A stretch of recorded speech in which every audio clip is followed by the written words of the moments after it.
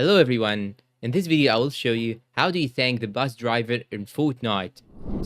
Now you need to know that this method may differ according to the platform that you are using to play to. For example, if you are using the mobile, you will have to press the emote key while you are on the bus. And if you are using Nintendo Switch, press down on the button. And if you are using PlayStation 4, PlayStation 5, Xbox One, Xbox One X, Xbox One S, press down on the pad while you are on the bus. And finally, if you are using the computer like me here in this video, you will just have to click on the B button, B for book, okay? It will show you down below here in the left side that you have thanked the bus driver. Now you may ask, why should I thank the bus driver? In some cases, you may want to do that to complete a specific quest so that you can get a reward or complete the battle pass missions. And that's pretty much it. Please don't forget to support us with like, subscribe to the channel, and turn on the bell icon to get all the new videos. Thanks for watching and goodbye.